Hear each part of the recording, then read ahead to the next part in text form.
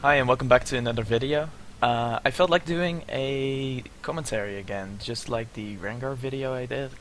It must be like a year ago now, or maybe a little less than a year ago. The new season has arrived. I've been playing mainly team ranked and normals with 5 people, not so much solo queue because it's been very frustrating. I don't really like the meta with all the tanks currently, since I am maining AD carry. And I thought, just like with the Rengar video, which is my most popular video, I would do a video on my favorite champion in the game, which is Lucian. As you'll see us do a very dumb invade here. We were 3 people because 2 of our guys didn't connect, and we just walked into that brush because we have Morgana. We thought we could do something fun, but we ended up getting killed. I'll be talking about mainly how to, just the basics of AD carry, from a very general point. I thought it would make a good video as well to talk about that, and how to do damage as an AD carry. This is extremely important, and what I see, even up till plat players do, is where they just don't do that much damage as AD carries, and that's how they lose games. And how to consistently do damage even though you're not super fed right off the bat, right? So that's going to be the goal of this video. So all in all, a pretty boring game in terms of like action, and this is how most ranked games will go, solo queue as well, where as an AD carry you're very dependent on how your team kind of does. And there were a lot of situations where my teammates died, even though I told them not to fight or not to do this and that, and they would still die. And this is very similar to your average solo queue experience, and you're just kind of there as an AD carry, and this is okay.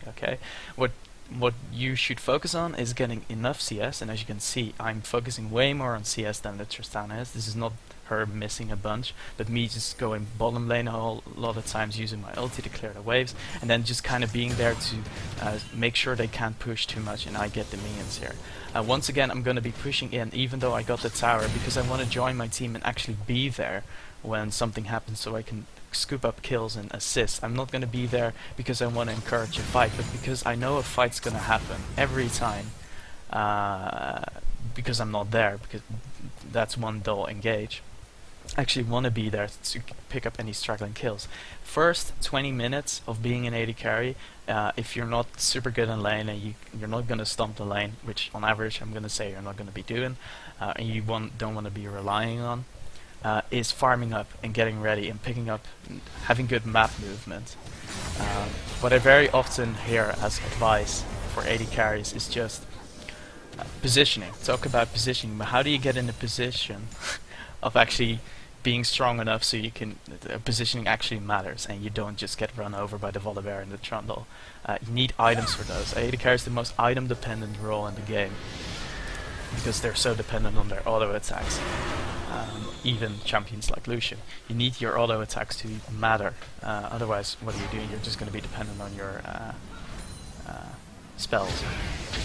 This is the portion of the game where someone else gets caught yet again, because that's how life goes. Even in solo queue or team rank, people just still get caught because they don't expect it. We get a really good fight here, and you'll see me ulti, and I get into this mode where I'm like, okay, this is finally the moment I've been waiting for. This is the reason I haven't frozen bot lane. I was sticking around mid lane to join my team. It's because I can, become 6-0 here. After I used the ulti there, I was in the right position. So I figured, okay, I'm gonna E-flash in, get the Q on 3 targets, gonna be great. Zac did a wonderful job, this was a great bait, etc, blah blah blah. This is where I carried the game. And then one moment, I put myself in an awkward position and I didn't see the flash frost of Anivia. I get stunned. And this is half HP because Anivia is dumb, because I get hit by both parts. She E's me despite the exhaust and still does a shit ton of damage, because my magic resist is obviously not very good, and the Trundle just kills me, and that is teamfight loss. So how do you avoid these situations like that? Be a better player? No. It's basically just practice and seeing how things work out whenever you try stuff. I'm never the person to say, oh, you should never go in your Valkyrie, and like you always hear these memes from LCS where they shouldn't Valkyrie in or do aggressive stuff, because you should totally do that, especially if you're up against a certain team comp where the front line is super strong and loves if they can be in our backline with the support of Brand and Anivia, when they have a super squishy, immobile backline with Brandon and Nivea, and we have Zac and we have Aurelia and Lucian, right? We should be going for them, and then you should recognize that when you're seeing that. Basically, option A or B. So option A is kite backwards, and this is if you're up against the Diana and the Zed and the Xin Zhao and the Aurelia and the well, Zac not so much, but those kind of people. And if you're up against those super tanks like Malphite, you're up against Trundle, Volibear as well, Zac as well, you can kind of ignore once they use their big CC, and if they can thrive in your backline with the support of your team members, that's when you screw up. So you won't be able to do any damage because all you're hitting is the tanks. So in low elo, a very common thing, at least when I was in low elo, which is a couple of years ago now, that would be said when I was playing AD carry, oh, don't focus the tanks, right? Because they want you to hit the squishy. But that's because they don't realize that A, they should peel, or B, they should be diving towards their backline. And this is something that's never really talked about or recognized by any of or any climbing player. And it's very, very simple actually, and there's hardly any in-between ground where the right choice is either going into their team or going or peeling, right? And if I were there, and this is where they screw up later on, because they don't make the decision to either die for me, and this happens so often, where they don't commit for me to kill me, or go and peel for their carry. And you'll try to, when you're watching a pro game or a challenger game, try to recognize why certain people are winning team fights, or like an LCS team fight, and notice whether their tanks and supporter guys are peeling or going in and trying to go for their backline. It's always either one of those two. It is never frontline versus frontline, backline, just for hitting the frontline on both sides, right? This rarely happens. And team fighting is such a rare thing in higher elo, and like actual team fighting 5-on-5, is because the other team recognizes that they're not in a position where they can reach the backline if they should reach the backline.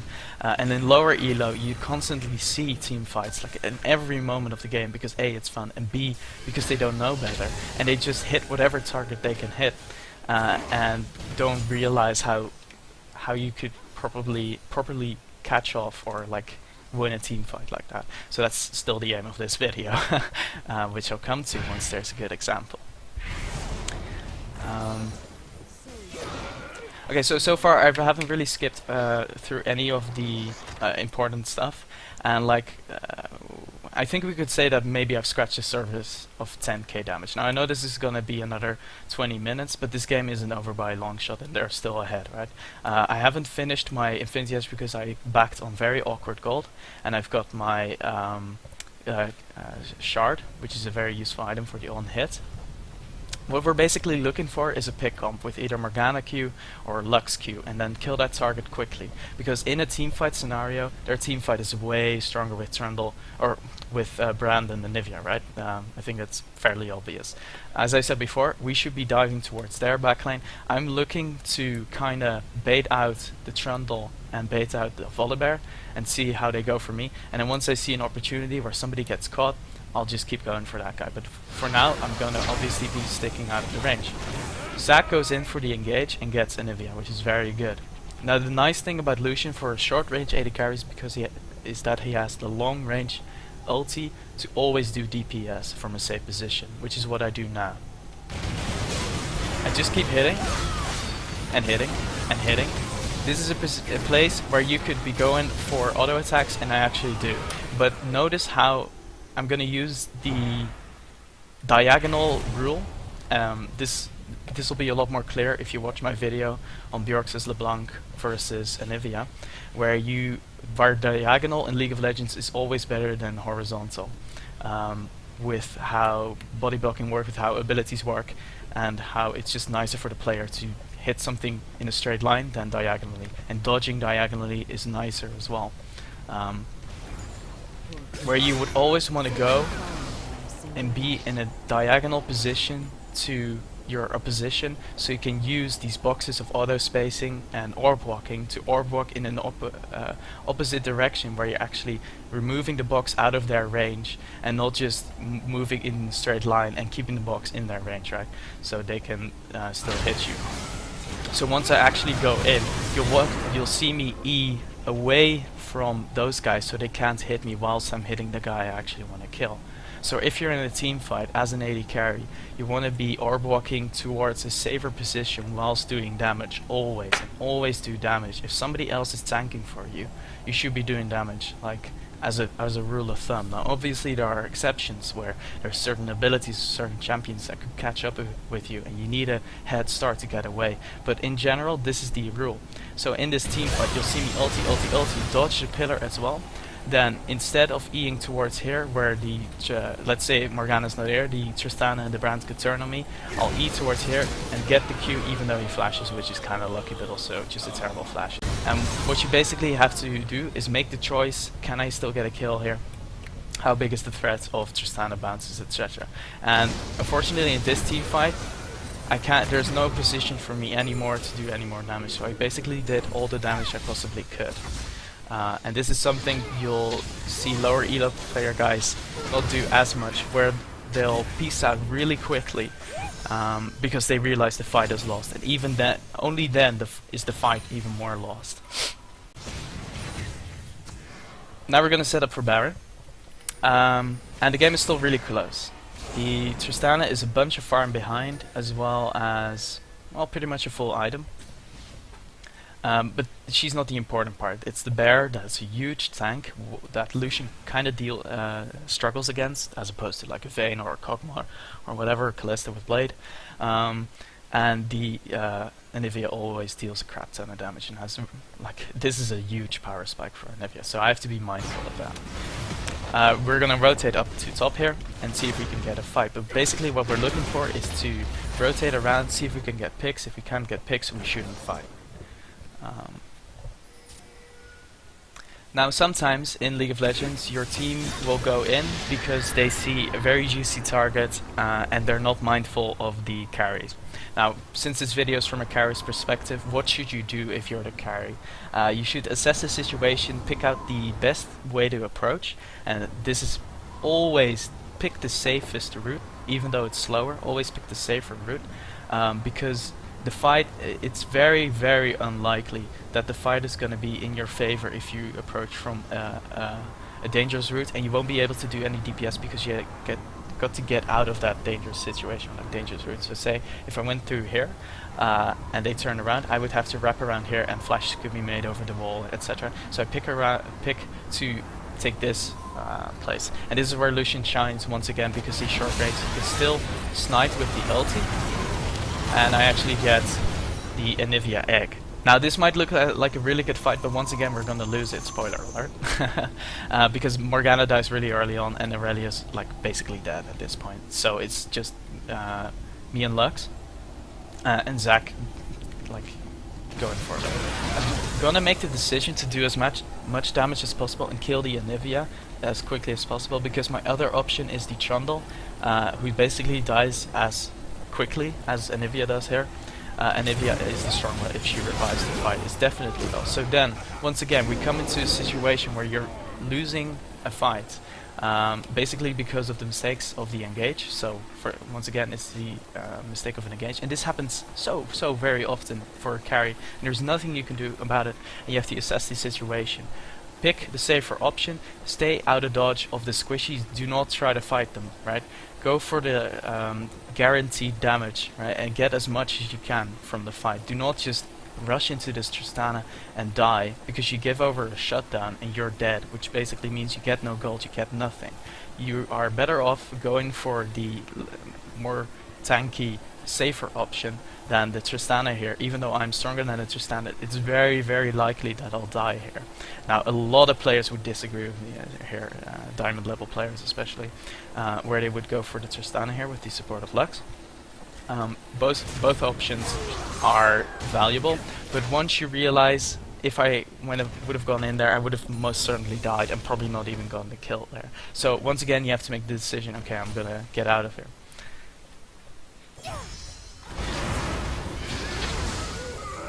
To further elaborate on that point, and even though these are pretty bad examples of teamfight, like they're the best team fights, like in your mind to give an example for a video, don't happen, right? Where it's perfect, where it's really close, and you make this decision, and therefore you win a team fight. Because there's so many factors that hardly ever happens, and I've been kind of waiting for that to happen, so I can make a video about it. And this is the closest I've gotten, where you pretty much do all the DPS you can, and you still lose the team fight. And this is where a lot of lower elo players or not AD carry mates get kind of discouraged, because they don't understand. Isn't an AD carry supposed to carry? Isn't E supposed to do a ton of damage? And even at this point in the game, although it's true, it's very dependent on the team comp. And with the team comp right now, I'm not able to fill that role, because as soon as I go in and Anivia has her crap up, I'm gonna get killed basically. She with her full combo just insta-kills me, and I have to keep that in mind constantly. I have an enemy AD carry, although I out-item her or out-damage her, she outranges me, so I have to keep track of that as well. And I have this huge bear in my face, which I can't kill basically, and kills me.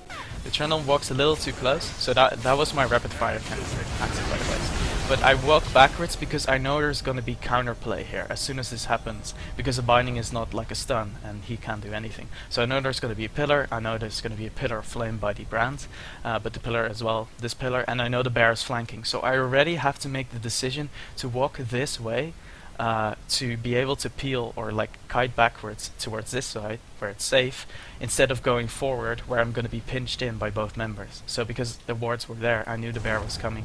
So instead of committing and getting this kill where I would go 1-for-1, as an AD carry you should always go for the damage, but you're not like an assassin, where as an assassin takes out one priority target and dies, and he'll probably win a team fight because he's done his job.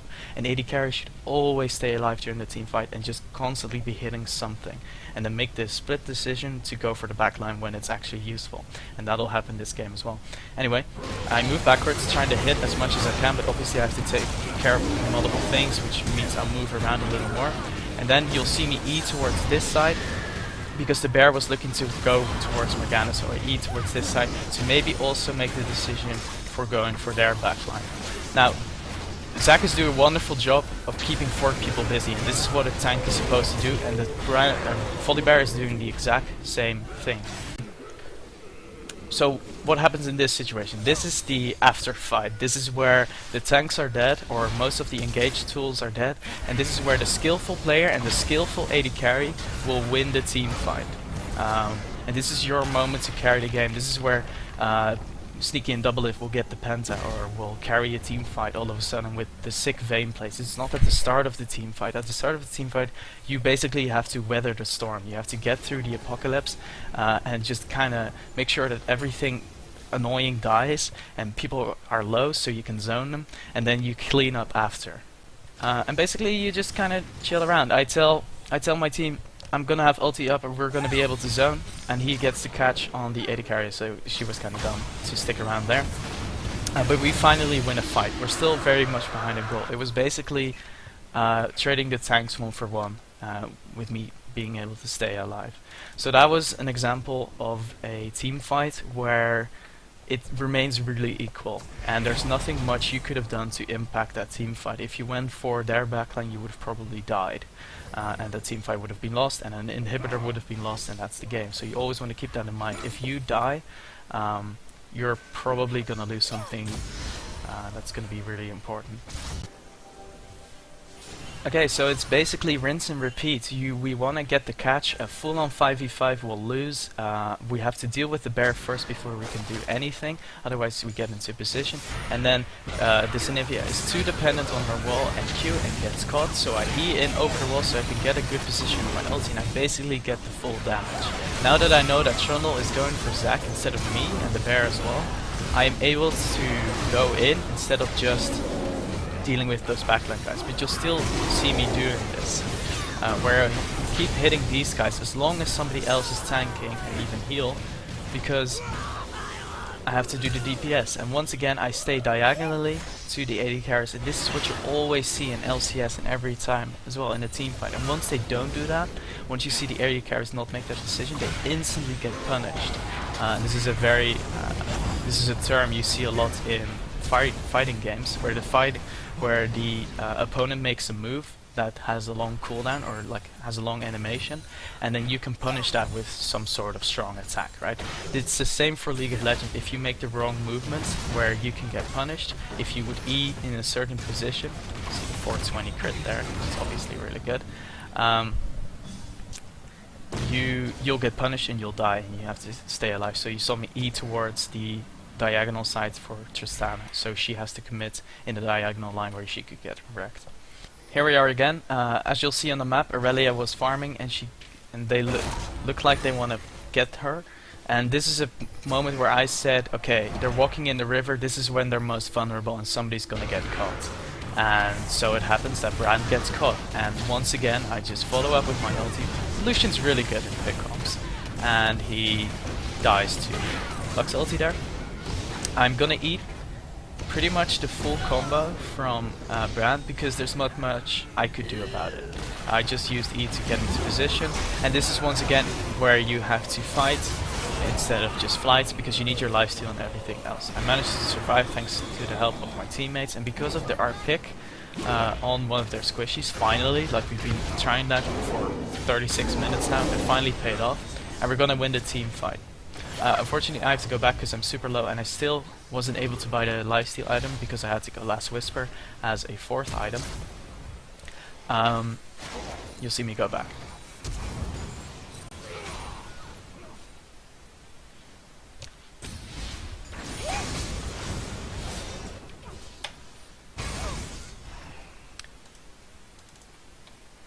What's very important though is that you not just keep going mid, and you keep this mean advantage you got from the mid game by where I constantly went bottom lane to pick up the CS but push it as quickly as possible. You still want to be scooping up the CS so you can keep the CS lead over Triss as long as you can, as long as items there's still items to be bought. So you see me clearing the jungle as well, because there's a little downtime, and as soon as this red clears I can go bot yet again. Or I just go middle, it really depends. You could do both, but I want to stick around with my team, because everybody's back up. We are theoretically stronger at this point, because now we have more gold, and our Lux is really fed, as well as I'm really fed. We just want to get the same sort of pick. So even though we only got the pick on Brand and we went 2 for 1, it was still a win, and it brought us back a little further to the victory. What I think you might be thinking whilst you're watching this video is that this positioning is very specific to this game, how it's only working out in this game, the way I'm positioning and following up with my ultis, and how you're supposed to replicate that.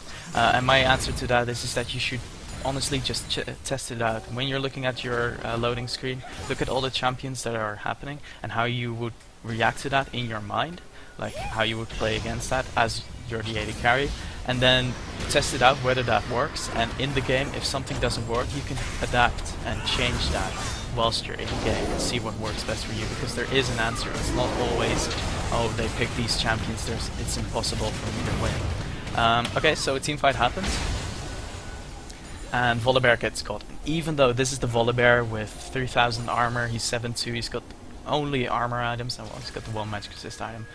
He gets caught because he's a dumb bear, and I load up everything and just keep killing him. Even though they get a really good position on Tristana, and most players could have maybe gone for the Tristana here, I went with the safer route and dodged the Flash Frost in a more heroic fashion. But this is what happens if you actually go for the backline and you think, okay, I want to win a team fight, and you go for the big play, right? So this is finally, after 38 minutes, I grow some balls and I go into the backline. This is what happens. It's probably not the exact right decision, but it was a manly way to dodge a stun I would otherwise be hit by, and I still had flash and heal. So I made the decision, because this Anivia is being super aggressive and going for our backline, which is not the right decision in my opinion. He gets punished for it, so this is the punish thing. It's less it looks a little dumber because it's not against an AD carry that can like fight back in that situation or flash away. Just because it's Anivia and she goes in cooldown, she's just kind of sitting there like a potato. Because of that catch from Volibear and Anivia's mistake and our punish, not just respecting the Anivia and like when that fight happened, she was over here and me just wrapping around over there. And trying to get whatever the trundle or so, we punished the Anivia's bad position, and that's basically how you win a team fight. So you have to make the decision. Like if you have a formula, your first question should be: is this a peel backwards comp or is this a let's go dive comp? And in this situation for our team, it's a let's go dive comp, even though we're basically just killing the guy we catch. And still, in a very basic fashion, that's the comp, because we don't want Volibear and Trundle to be supported by those squishies whilst they're running us down and we can't reach them. Second question is my positioning sound? Am I approaching it from the right place? Can I still do damage? As long as someone else is tanking for you, this is the basic rule. You should be able to do damage. You should constantly be hitting. There's no reason to run away and reposition, because you can reposition whilst you're all walking. Around 30 to 40 minutes in the game, you have enough attack speed where you hit whilst walking is probably just as fast as just walking, because you deter the opponents from going any further if you're constantly hitting them, right? And you move around with the boxes. Then the third question is, how do I not get punished, and how do I punish my opponents for their mistakes? And this can be positional mistakes, ability mistakes, like they use an ability wrong, or they use a cooldown, they use their flash. Can I use my flash to punish a mistake? That's your third question, and then it's just execution from there on. And the execution comes with trial and error and just trying stuff. So as soon as we saw the bear here, we're going to go for the Baron. This is the big play. We're coming towards the end of the video. We get the Baron.